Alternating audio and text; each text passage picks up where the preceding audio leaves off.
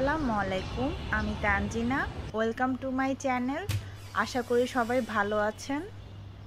আয়নার পিছনের এই ক্যাবিনেটে আমি নর্মাল সময়ে বিভিন্ন ধরনের ক্লিপ, ওষুধ রাখি। বলতে গেলে এটা আমার মেডিসিন ক্যাবিনেট, আর পাশাপাশি আবার কিছু ব্যান্ড ট্যান্ডও রাখি আমার মেয়েদের।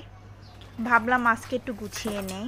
অনেক দিন ধরে আমার এই ক্যাবিনেট আসলে হাত দেওয়া হয় না, খুবই ময়লা হয়ে গিয়েছে। কাউন্টারে থাকা সকল জিনিসপত্রগুলো আগে নামিয়ে নিব। বাসায় বানানো একটা মিশ্রণ আমি ক্লিনিংয়ের জন্য ইউজ করি, ভিনেগার, ডিশ সোপ আর পানি। সেটা দিয়ে আমি এখন স্প্রে করে ভালো মতো ক্লিন করে নিব।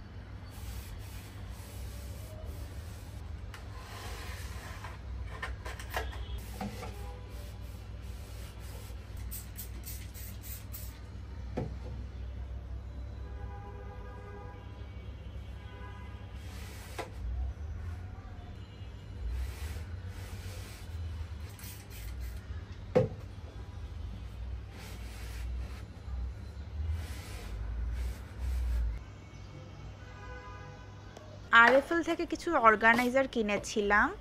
অর্গানাইজারের সাইজগুলো খুবই কিউট ছিল, আমি দেখেই কিছু পিস কিনে ফেলেছিলাম। নর্মালি আমি অর্গানাইজারগুলো কিনেছিলাম এই ক্যাবিনেটটার জন্য, যাতে আমার মেয়েদের ব্যান্ডগুলো রাখা যায়। আসলে বাংলাদেশে অর্গানাইজারের খুবই অভাব, এই জিনিসটা আমি প্রথম থেকেই অনেক ফিল করি। সবসময় আমার মনে হয় বাংলাদেশে যদি একটা অ্যামাজন থাকতো তাহলে খুব ভালো থাকতো। অ্যামাজন না থাকলেও যদি চায়না অথবা মালয়েশিয়ার মতো শেইন অথবা আলিবাবা থাকলেও কিন্তু হতো। আমি আগে অর্গানাইজারগুলো একটু বিছিয়ে দেখছি আসলে সবগুলা ভালো মতো ধরবে কিনা, দিলে দরজাটা ঠিকমতো আটকাবে কিনা। এগুলো হচ্ছে আমার মেয়েদের এত বছরের জমানো বিভিন্ন ব্যান্ড। আমার কাছে মনে হয় আমি এত ব্যান্ড নিজের জন্য জীবনও কিনি নাই। এই কয়েক বছরে আমি যে পরিমাণ ব্যান্ড কিনেছি, বিভিন্ন রকম ব্যান্ড আমি বিভিন্ন অর্গানাইজারে রাখছি যাতে নিতে অথবা দেখতে সুবিধা হয়। হেয়ার ব্যান্ডগুলোও একটা বাস্কেটে রাখলাম। এই বাস্কেটগুলোও আমি আরএফএল থেকেই কিনেছি, আমার এই ক্যাবিনেটার জন্য একদম পারফেক্ট। যে ব্যান্ডগুলো আসলে বেশি ওগুলো আমি বড় বক্সের মধ্যে রাখলাম। বউগুলো আসলে অনেক বেশি, দুইটার মধ্যে না রেখে ভাবলাম একটার মধ্যেই রাখি, যদিও ভালো মতো রাখা যাচ্ছিল না, দেখি অন্য কিছু করা যায় কিনা। তারপর আরেকটার মধ্যে কিছু গলার মালা রাখলাম, চশমা রাখলাম, ঘড়ি রাখলাম। আসলে এক একটার মধ্যে এক এক জিনিস রাখছি। উপরে আমি কিছু মেডিসিন গুছিয়ে রাখছি, মানে আসলে বাচ্চারা বাসায় থাকলে কিছু মেডিসিন স্টকে রাখা ভালো, তাই কিছু মেডিসিন সবসময় আমার কাউন্টার টপে থাকে। আচ্ছা, আজকে ইফতারির জন্য বানাবো আলু ডিমের সালাদ। আসলে আলু ডিমের সালাদ হলো সেটা আমি বাংলাদেশি স্টাইলে করব, মানে আমি আমার মতো করে করব আর কি।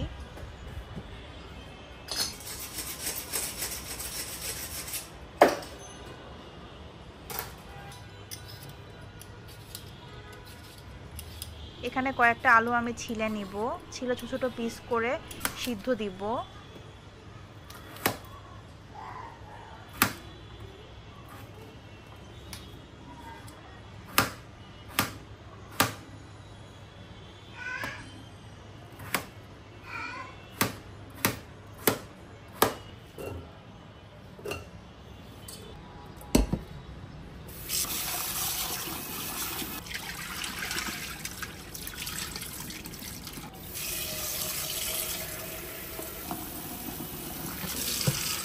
তার মধ্যে কয়েকটা ডিম অ্যাড করব।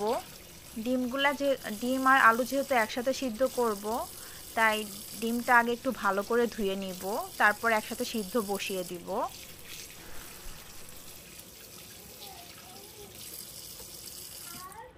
নাকিবা আমার হাতে পানি দেখলেই অস্থির হয়ে যায়, অথবা মুখে দেখলেও অস্থির হয়ে যায়। ও ভাবে আমার জানি কি হয়েছে, এজন্য মানে করতে থাকে যাতে আমি মুছে ফেলি।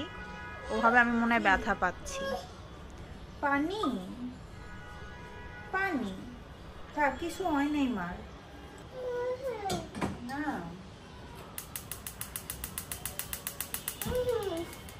আলুর মধ্যে আমি সামান্য লবণও অ্যাড করেছি।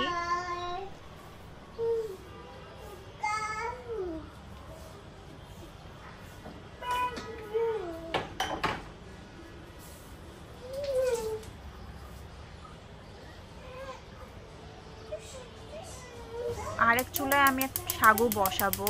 সাগুটা আমি বাংলাদেশি সাগু না, ইন্ডিয়ান একটা সাগু নিয়েছিলাম একটা অনলাইন পেজ থেকে। সাগুটা কিছুক্ষণ ভিজিয়ে রাখতে হয়, আমি ভিজিয়ে রেখেছিলাম, এখন সিদ্ধ করে নিব। এই সাগুটা দিয়ে বানাবো এক টাইপের ড্রিঙ্কস।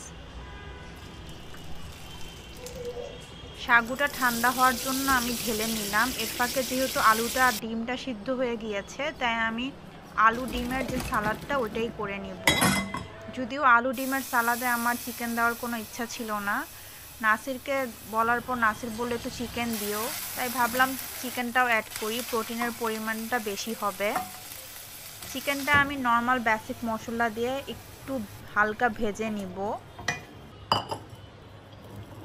ভাজা চিকেনগুলো আমি অ্যাড করে দিব, তারপর ডিমগুলো আমি ছোট ছোট পিস করে কেটে নিয়ে দিয়ে দিব।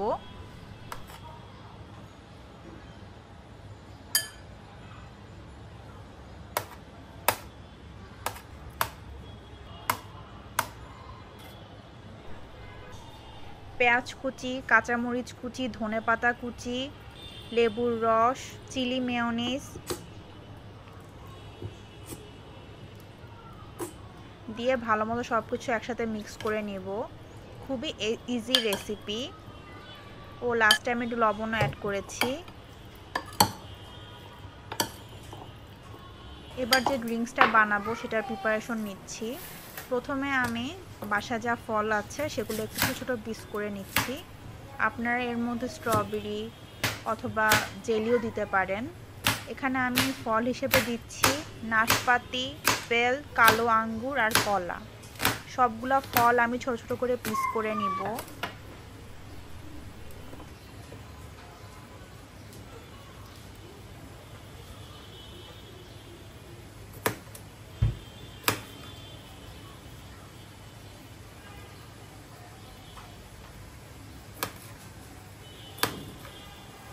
একটা বাটিতে আমি ঠান্ডা দুধ নিয়ে নিব, তার মধ্যে আমি সাগু দিব, তারপরে কেটে রাখা সব ফলগুলো দিয়ে দিব।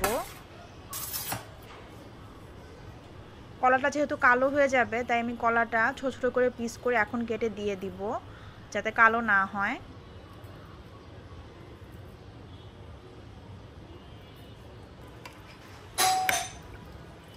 এর মধ্যে নাসির চলে এসেছে, তাই দরজাটা খুলে দিলাম।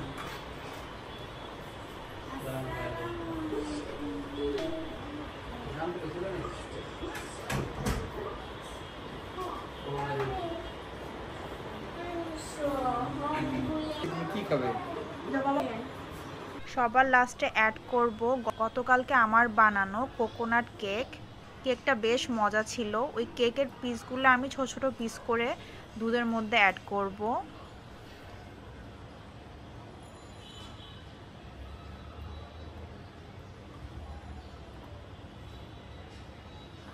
সাগু আর ফল আর কেকের মিশ্রণটা সব একসাথে আমি ভালো মতো মিক্স করে রেখে দিব। সব কিছু আমি এখন টেবিলে দিয়ে দিব।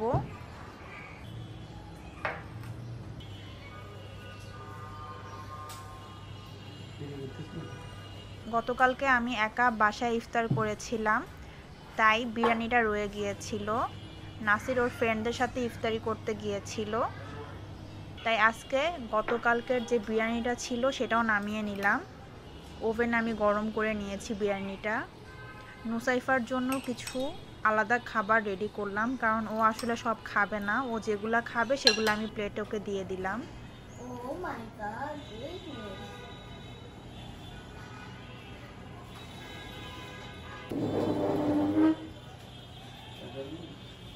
what is Maya?